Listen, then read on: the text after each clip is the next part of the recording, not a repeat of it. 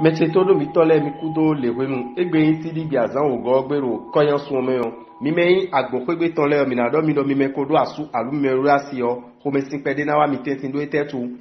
tagbadona su to na supo tagbadona si to na supo o mo amoloje gbe ton na di la yi agado egbe si antan gbe mi me maka odo asu alu me ma do asi a mi na tun kumlo jiro mi na pe megege mi kana pe ni ole de bukun kan ime de na do emi na yin asu mi alo asi mi o mi kana tun kumlo jiro akwesi apapo yo tada gbe na tin mi lo akwesi apapo do egbe si antan gbe na me na no kan si apapo yo mi mo lo jiro nu na ti ko mi pere ohun nu eme vitamin de le o mi ya tin pomo nu ena zo mo mi na le bol ganji bo kana do mi da so si apapo yo mi ni tun kumlo jiro nde bube jablo o eno ya tin pomo no ya tite de we eno do jiro so eno asu be no abe ozun ntu ena kukpo azana bidia na otite de buna do asotu awe enu na so ba so na do nko yi we kun kana zanwe we kun apoton kun we go me kai agbozu kan meton le o mi na do mi kun ro me ma do asu alo me ma do asia ana tun no je mi na lebo ya kunji pede do wan isi apape we me ka do asu alo me do asio mi na do mi kun lo jiro dandan me asu pa sipo okon do kona de mi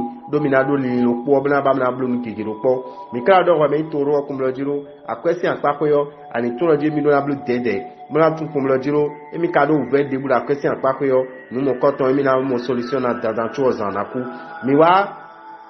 la mena no kan si apape yo we me yin toro o mi na do kun lo jiro wani wuli bonu wede ena zomo ena nyonwi bo kan do ni lo jiro zotin apape yo ani tun kun lo jiro nu de bude ana blo lini de bude ando lini eni ena do nu ko yi amo e ma blo nu kaka ble ase ko iwo e ma do ji aso lo ti na fo dandan janwe wo ekun yon me wo we kuen kana zanwe 85 mi me yin we ro bule o bo mi yo se mu o mi na do mi lo mi me odu asu alo mi me odu asi o mi mo lo ji kondo ko asu pati ko teti bo dandan me o de mi na blogun awa jije na le dijon ko ndo mi ton me o mi na do koro nu mo ko ton ro egbe bo me maka odu asu alo bo me ma odu asi a mi na do ni kun lo jiro ani tun lo jiro ne am blogun muna mo asubo da de am blogun muna pe muna wuli alo ewen lili to ero kan ko ni o me e ka lo ji we ni bo lewo ya ko ji pede nu ko me se mu mo odu asu ane je mo lo ko le mi na do mi lo question apapo yo ministry kun pede mi te kun bo sin kun pede yo ena yon mi bo president gidigidi yo mi na de kasin ni o me pede lo ebe se ansan gbe planète kan yo Jupiter yo e do mi na do ganji kamilo la mi na no ganji apapo bo mi na do ganji lo la me bo kan do mi kun lo jiro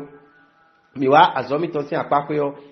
mi na mo lo jo ko do lo me u gege na tin bo eni na info me sin mi un pe azogbe mi ton le gege na ba na do ko do tu mi ton bo eni o e ka lo jo mi ni ten ko bo do soro do ko bie ero igbe na we kun kana zanwe o ki kun atongo mi me kai agasale mi na do mi kun lo jiro mi na to lo jiro we so keme ewe na zo moda gbe na tinu mi de kwa su mi ton kwa mi de kwa si mi ton ko bonu ndeka de bo me odo mi na blo eni no kudo ton he bo blo he boni da gbe ni tinu mi me wele we me maka odo asu alo we ma do asia mi na do no kun lo jiro ani tun lo jiro dandan me o me na asu no a me na asinu yo akuna bako menu ena ve ode mewa ino jiro ena wuri alo akunu eni o me kan ko lo me jiro bo kan do no vi mi to cancel lo jiro planète yo ma so planète mon coton elo jiro eni blo dedero akwesizantin apape na me na no gan si apape yo uve de bude mi ya mi wa azomi to si apape yo mi na do mi ko lo jiro no esin wezun kamile no esin tagbaje mi le yo die mi la je le to nu jiro azomi to si apape o pe mi kan zanwe o kun ogo mi me kai kini le bo ma bodo asu alubodo asio mi na do mi kumlo jiro de mi na blog mo fifa na wendo mi tomeo eni osin kan mi na ko ibe taw we me ka ma odo asu alo we ma do asia mi na do mi kumlo jiro anamu mede bo me mo koton wan yin to ma na gon wa tuton di ma je ya dandan me an yin wan me mo koton tro de adu mi yo bo kra do mi kumlo jiro akwesi apapo e ni blog dede no akwesisan la me na no gan si apapo yo planète yo ma so planète mon coton ena zo ma ru kanjiro agbazame azoto esi apapo yo mi na do no kumlo jiro wani ma no jajajaji blo e o lo jena ya blo e lo jena ya blo le yo e o e le blo dede blo bo fa bonu ko mesision e inde ko azomi to si apapo we ko e kana zanwe bo ku gbanu ko enego mi me yin nda lo jile o mi na do mi da super ti ko le okon to ko de awa jije di fifa de we me makado asu alo we me wa do asia mina modonu kumlo jiro ado linye de am lugom la moasu de am lugom la moasio no mo koton liade pepepe me gege na babla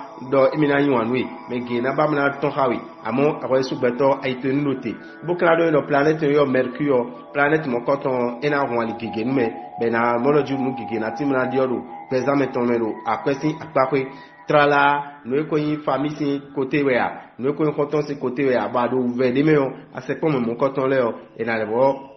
do alo wi tan tan media ne kran do lo ju la mena o kan si apako yo mi na do ni kum lo jiro mi mo lo je ando ganjiro agbaza me tandan bo kran do jiro azo si apako yo ani to kum lo jiro nu gege na timla babla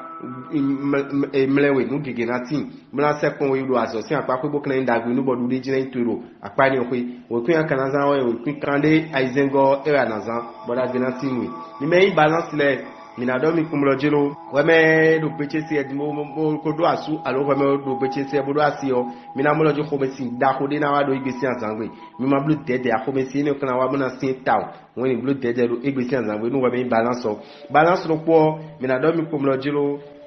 ni limito gigeratin do jiro minimo asiboda mo jami ka mo me o le trop lo wa itona jemi tonjione lo yo yo ro coup de foudre mi me célibataire balance le gigera mo do igbesi azangwe mi wa a question apapo yo mi na do ni kumlo jiro ado ndebu bojablo alo tomede yi wetonwe alo fide e lo ide yo aido lo ja ifine janwo yo akuna le ko asigba lo gba o etre akwede ana moda lo mi tantan jawe won e mamla ibo chi ko bi kumlo jiro yona ni wa le mi go mi na do ni kumlo jiro la me na lo gan isi apapo de so mi mo lo jiro an lo ganju la gbazawe won e ma direct inu nu mo koton debu azo to isi apapo yo mi na do ni kumlo jiro ani tuno ndebu de wa eno so alo we buno ke tumbulo troje nu emi ton de so won azo si apapo yo uve pede na wa uve ni yo e maka jo mede do ade ujanwo yo ena yin dude jinwe won pin akana zanwo yo pin afoton tun we go nu mi meyin balance lene me ka scorpion yo bo mi rodo won kekere le mi na do mi kumlo jiro wo me ma do asu alo wo me ma do asia akpolo tameni pon me o ka do apato echo alo tameni pon madoniya magbo eloju kan ko dimbo won yin de adu di nu me wo yin te fun pan ko mo do ni ena le bo yin dagbe nu wale so ni mi kawa akwesi apapo yo mi na do ni kumlo jiro planet yo Jupiter yo planet mo koton ena zombo de taragbe na tinu la kwesi apapo ba kwesi kan to ena le bo lido town ni mi kawa la mena mo kwesi apapo yo mi na do no vi mi toyin Scorpion le planète Venus ko Jupiter ko elu dadwan mebo elu kanjiro agbazabe tiwa kana to kumlo jiro azosi apapo yo we me Scorpion ani to kumlo jiro nude bude aja biblogo yo bonu dagbe na tin de meyo eno titeru merewu bo kanu fon blo podo nu ko blo e lo jiro blo di mo eglomi ko na jodo ya eo ade ujanwe na pa o itandan jawe we kun akana zanwe we kun kunukunu ko go mi me kai Sagittaire yo mi na do mi kumlo jiro mi na tuno asupa si potenti yo kondo podo na de egbe nu ayin na de nu kiko kekera de nu asupa si potenti no egbe si azangbe ti o we me ma do asu alo we ma do asia amulo jo me gege na se ko mi na bamna do honui me gege na se ko mi na bamna to hawi